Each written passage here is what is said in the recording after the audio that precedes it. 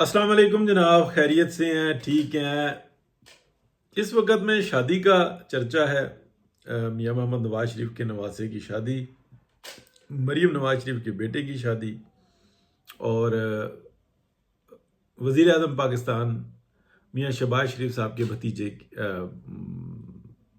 उनकी भी आ जाएगी भतीजी भतीजी के बेटे की शादी, यानी कि उनके ग्रैंड चिल्ड्रन है। और उसके ऊपर वाविल है, उसके ऊपर अब बात करना ज़रूरी हो गई, क्योंकि इसको जिस तरीके का तमाशा बनाया गया, मैकअप और लग्जरियस और यूं और वो, और उसके ऊपर बहुत सारों ने बात की, तो बात करना ज़रूरी है।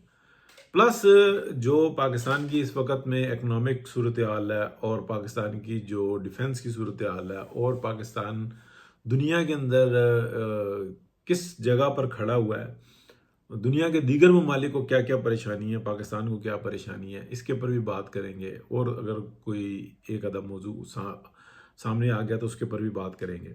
लेकिन बात शुरू करते हैं शादी से।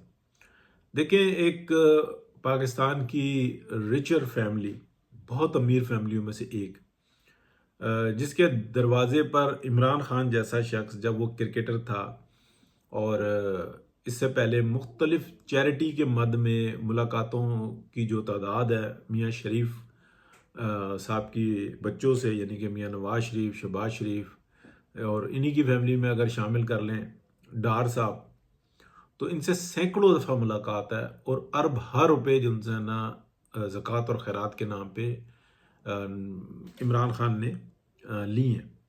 अब उसमें से कितने लगाए, कितने जेब में डाले, उसका क्या ऑडिट है, ये एक अलहदा मौजू है।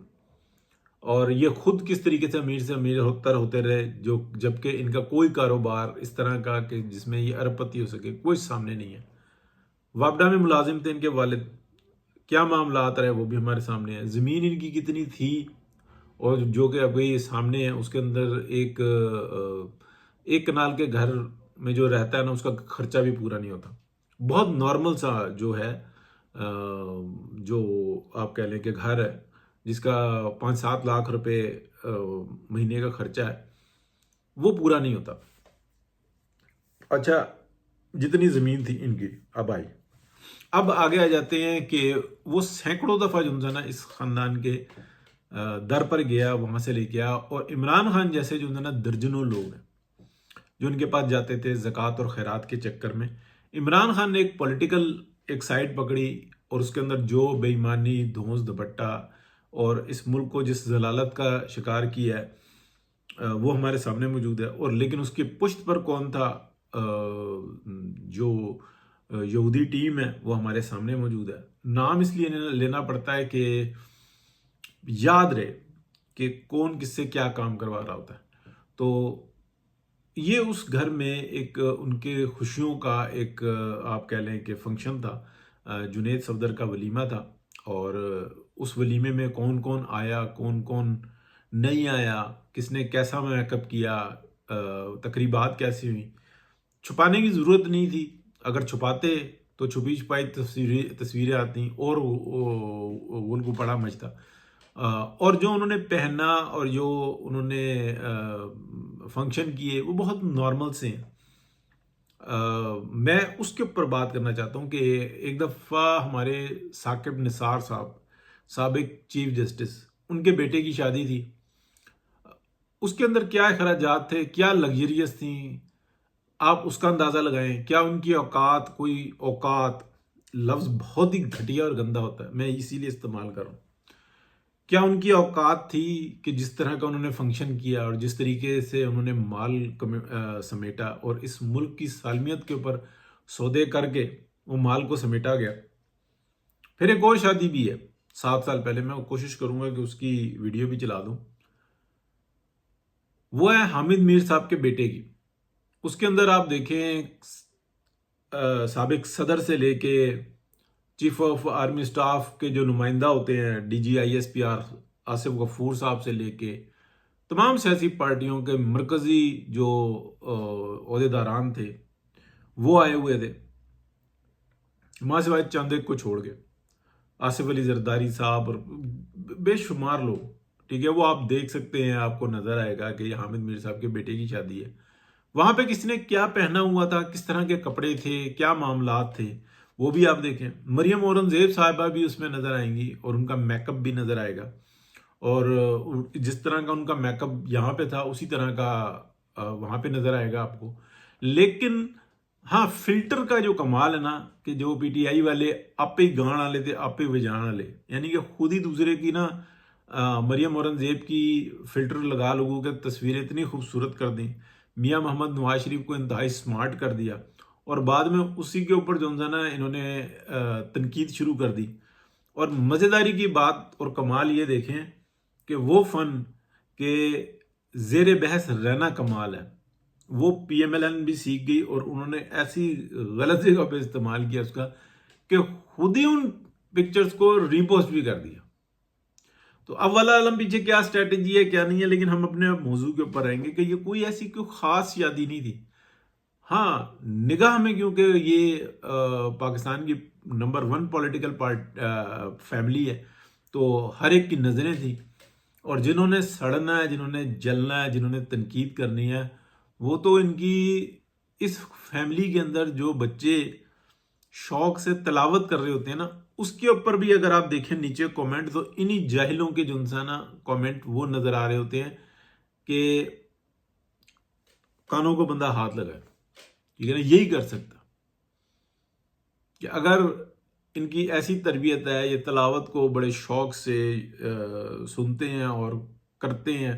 حفظاء اس فیملی کے اندر کافی سارے پائے جاتے ہیں، تو یہ اس کے اوپر بھی کومنٹ اسی طرح کے کرتے ہیں. ان سے یعنی کہ پی ٹی آئی کی جو گندی نسل جو باجوہ ڈاکٹرائن نے اور اس سے پہلے ڈاکٹروں نے تیار کی ہے، اس کی خوبی یہی ہے کہ وہ رکتے نہیں ہیں. تو بہرحال اس شادی کے اندر کوئی خاص بات نہیں ہے. اگر کسی کو بھی اعتراض ہونا کہ لگژری ہے، تو یہ بات ذہن میں رکھیں کہ شوکت خانم سے لے کے اور جتنے پاکستان کے اندر خیرات اور زکوٰۃ کے بڑے بڑے پروجیکٹ نظر آئیں گے نا، بیشتر کے اندر ان کی کنٹریبیوشن نظر آئے گی انہی کی، جو یہ کمال کر رہے ہیں نا. ہاں، یہ بات آپ پوچھنا کہ حامد میر سے اور ان تنقید کرنے والے صحافیوں سے بھی کہ وہ حامد میر کے بیٹے کی شادی کے اوپر تنقید کیوں نہیں کرتے. کیا ان کی حیثیت تھی، کیا کمال تھا ایسا کہ ان کی خوشیوں کے اندر سب شریک ہوئے، اس کو پولیٹیکل ایشو نہیں بنایا. ان کی خوشیوں میں شریک ہوئے تو سب نے پولیٹیکل ایشو بنایا. انہوں نے بھی بنایا جو کہتے ہیں ہم نیوٹرل ہیں. جی، کوئی بہت زیادہ لگژریس پارٹی تھی؟ بالکل درمیانی سی تھی. ابھی اگر آپ چلے جائیں میریوٹ میں، سیرینا میں، ہفتے میں کتنے فنکشن ہو رہے ہوتے ہیں اور کیا کیا کچھ ہو رہا ہوتا ہے. اسلام آباد میں فارم ہاؤسز ہیں، بیشتر کے اندر جو بہت بڑی تعداد ایسی ہوتی ہے کہ اس میں منع کر دیتے ہیں لوگ کہ نہیں، آپ پکچر بنانا الاؤڈ نہیں ہے. آ جاتی ہیں پھر بھی پکچرز، بچے بنا لیتے ہیں، لیکن وہ منع کر دیتے ہیں اور لوگ پھر نہیں بناتے. ان کی اپنی کیمرہ ٹیم ہوتی ہے، وہ بناتی ہے اور کرتے رہتے ہیں. لیکن بچے ہیں، بچے وہ بنا لیتے ہیں، وہ پھر آ جاتی ہیں سامنے. کس طرح کی پارٹیاں ہوتی ہیں، کیا کچھ ہوتا ہے، کیا اس کے مقابلے کی یہ ہے؟ نہیں ہے. ہاں، بس ایک پبلک کے اندر ایک ایشو بنا دیا گیا ہے، تو یہ صورتحال تھی. تو میں نے کہا شادی کے اوپر نا ڈسکس کریں گے کہ بھائی یہ شادی کو خاص شادی نہیں تھی. ہاں، مرکزی لوگ تھے، چیف آف آرمی سٹاف کی شرکت تھی اور دیگر بہت بڑے بڑے ایسے لوگ تھے جن کی پکچرز سامنے نہیں آئیں، انٹیلیجنس کے تھے، اور وہ شریک ہوئے. اور اس خوشی کے ساتھ میں سب سے بڑی بات بتاؤں، اس خوشی کے ساتھ شریک ہوئے کہ جنرل حافظ عاصم منیر صاحب سمیت بہت بڑے لوگ جو شریک ہوئے ہیں، وہ یہ کہتے ہیں کہ یہ ہماری بدقسمتی ہے کہ 3 ٹائم پرائم منسٹر اس ملک کو سرو کرنے والا، اس کے ساتھ جو ہم نے زیادتیاں کی ہے اس کا ہم مداوع کس طرح سے کریں.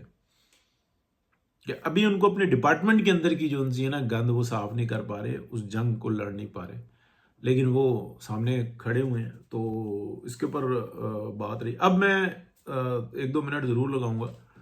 پاکستان کی نا اکنامیکل جو صورتحال ہے وہ بہتر سے بہتر ہوتی جا رہی ہے. یہ جو بہت بڑے پیمانے پہ آپ کو نظر آتا ہے کہ کافی ساری انڈسٹری جو ان سے نا بند ہوئی ہے، اس کی کچھ خاص وجوہات ہیں. آپ دیکھیں کہ کچھ بند ہوئی ہیں اور کچھ کھل رہی ہیں، کچھ سیکٹرز کھل رہے ہیں. اس کی یہ وجہ ہے کہ عمران خان یعنی کہ باجوہ ڈاکٹرائن جو اس ملک کے اندر چاہتی تھی کہ اس ملک کو ڈیفالٹ کیا جائے اور پھر ڈی نیوکلیئر کیا جائے، اور اس کے بعد یہ مئی اور جون والے یہ تماشے لگے، یعنی کہ یہ ایک ہی ٹائم میں لگنا تھا، یہ پورا ورلڈ پلان جو ان سا تھا نا، یہ سارا تباہ ہوا۔ اب میں یہ آپ کو بتاؤں کہ کچھ لگ رہی ہیں اور کچھ نکل رہا ہے، اور پاکستان اس وقت میں سیف ہینڈ میں ہے، ٹھیک ہے، اور یہ اللہ پاک کی کرم نوازی ہے، اور وہ ایک کے بعد دوسرا ڈیسیجن لیتے جا رہے ہیں، انفراسٹرکچر بہتر ہو رہا ہے اور بڑے پیمانے پر کام ہو رہے ہیں۔ ڈپارٹمنٹس کے اندر سے گندے لوگوں کو نکالنا بہت زیادہ ضروری ہے، اور اس کے اوپر بہت تیزی سے کام جاری ہے، یعنی کہ تیزی سے، اس کو بہت تیزی سے یہ کہہ سکتے ہیں کہ اچھوں کو لے آؤ اور گندوں کو جانے دو، چپ کر کے لڑائی مت کرو۔ بہت طاقتور ہوتے ہیں یہ لوگ، ٹھیک ہے نا، تو جو اچھے دماغ ہیں اور ستھرے لوگ ہیں ان کو کوشش کی جا رہی ہے۔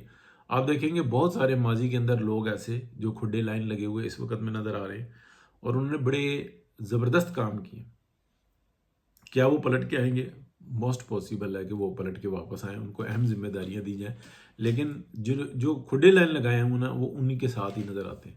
لیکن ایک خاص ٹیم ہے جو کہ اس وقت میں پروگرام کے تحت کام کر رہی ہے، اور وہ چاہ رہی ہے کہ کسی طریقے سے پاکستان کو ریسکیو کریں۔ سال بھی مزید لگ سکتا ہے، 2 سال بھی لگ سکتے ہیں، کہ اس کے بعد ٹیک آف کنڈیشن میں آئے گا پاکستان۔ لیکن اس وقت میں جتنا کام یہ ہو رہا ہے وہ اس لیے ہو رہا ہے کہ جنگیں ہمارے سر پہ کھڑی ہوئی ہیں، ایک ہم جنگ لڑ کے ہٹے ہیں، اور کسی بھی وقت کوئی بھی ایگریشن کی بات آ رہی ہے، کیونکہ پہلے جو گرینڈ پلان تھا وہ یہ تھا کہ پاکستان اور ایران کے اوپر ایک ساتھ حملہ ہوگا۔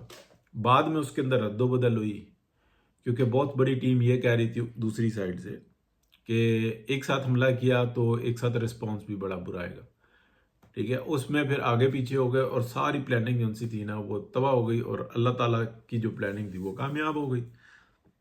رب تعالیٰ ہم کو اپنے حفظ و امان میں رکھے۔ تو یہ ہے صورتحال پاکستان کی دنیا کے اندر۔